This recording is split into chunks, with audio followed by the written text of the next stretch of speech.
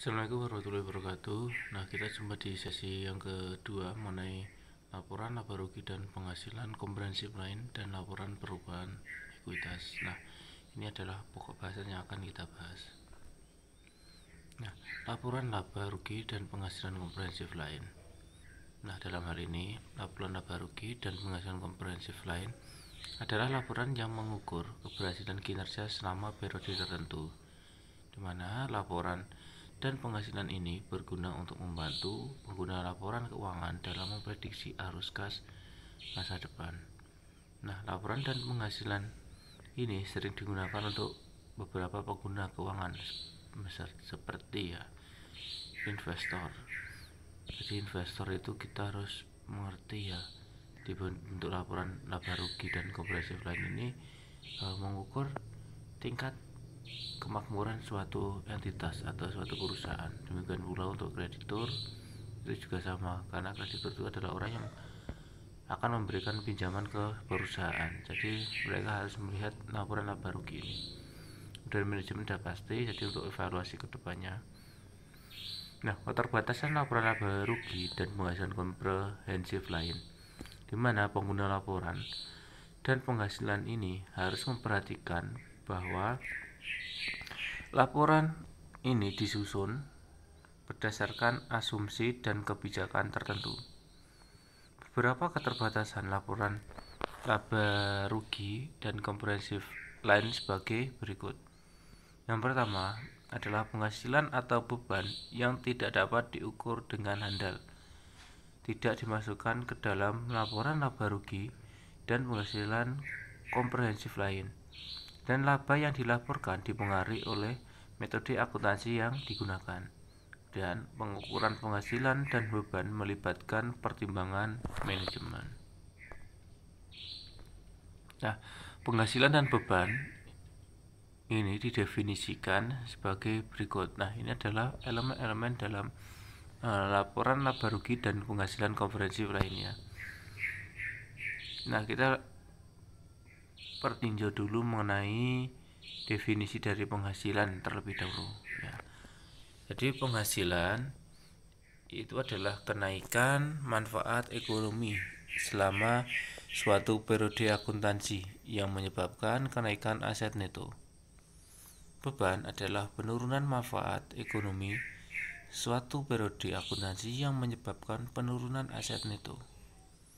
Penghasilan atau income bisa dikelompokkan menjadi dua unsur, yaitu pendapatan atau revenue yang merupakan penghasilan yang berasal dari aktivitas perusahaan, dan yang kedua adalah keuntungan atau gain, merupakan kenaikan aset neto yang berasal dari transaksi insidental di luar transaksi perusahaan.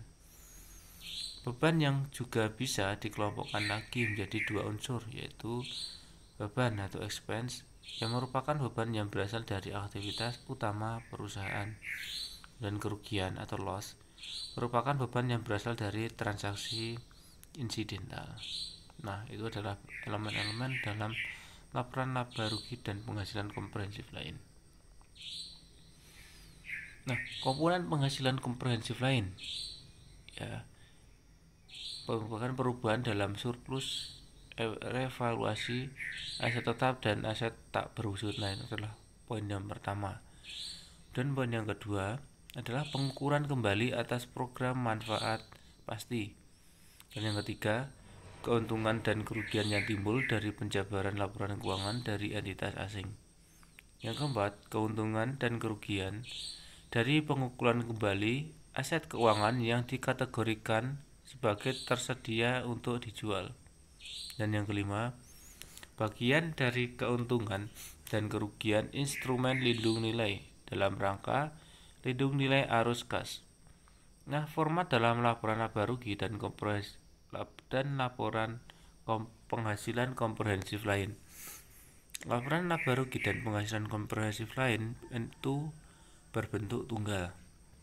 Dalam PSAK 1 revisi 2013, penyajian laporan keuangan diatur mengenai informasi yang disajikan dalam bagian laporan laba rugi, yaitu pendapatan atau revenue dan biaya keuangan, bagian laba rugi dari entitas asosiasi dan beban pajak, jumlah tanggal untuk operasi yang dihentikan. Nah, itu adalah bagian-bagian dalam laporan laba rugi dan penghasilan komprehensif ya. Nah, laporan laba rugi dan penghasilan komprehensif lain dalam bentuk ganda. Pada format laporan bentuk ganda ini, pada bagian pertama yaitu laporan laba rugi periode berjalan dan bagian kedua yaitu penghasilan komprehensif lain. Terdapat beberapa kondisi pengungkapan laporan laba rugi dan penghasilan komprehensif lain, yaitu ketika yang pertama adalah pos penghasilan dan beban berjumlah material. Kemudian terjadi penurunan nilai persediaan menjadi nilai realisasi, dan terjadi penurunan nilai aset tetap dan pelepasan aset tetap, pelepasan investasi dan operasi yang dihentikan, dan penyelesaian tuntutan hukum. Yang ke-8 adalah pembalikan provisi. Nah, penyajian operasi dihentikan pada laporan laba rugi dan penghasilan komprehensif lain. Nah, operasi dihentikan diatur dalam PSAK 58. Aset tidak lancar yang dimiliki untuk dijual dan operasi dihentikan. Operasi dihentikan adalah komponen dalam perusahaan yang dilepas atau dimiliki untuk dijual, yang merupakan lini bisnis yang terpisah yang mewakili lini usaha atau era geografis operasi, bagian dari rencana tunggal terkoordinasi untuk melepaskan lini usaha atau area geografis operasi. Dan yang ketiga, akuisisi untuk dijual kembali. Nah, dalam hal ini laporan perubahan ekuitas. Laporan perubahan ekuitas menyajikan informasi tentang perubahan ekuitas perusahaan antara awal dan akhir periode pelaporan yang mencerminkan naik turunnya aset neto perusahaan selama periode, baik yang berasal dari setoran atau distribusi kepada pemilik, atau yang berasal dari hasil atau kinerja perusahaan selama periode berjalan.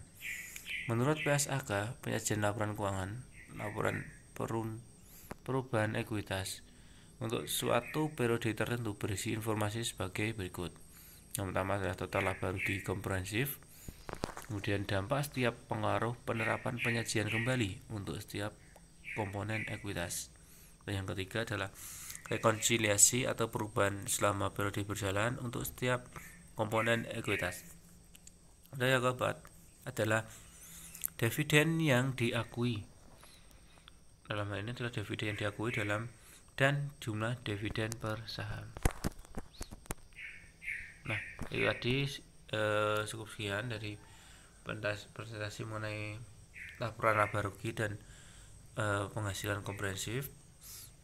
Nanti silakan ya ditulis sesuai tugas yang ada, dipahami, dan kalau ada yang pertanyaan silakan dipertanyakan. Nah, cukup sekian. Kita jumpa lagi di sesi yang akan datang. Wassalamualaikum warahmatullahi wabarakatuh.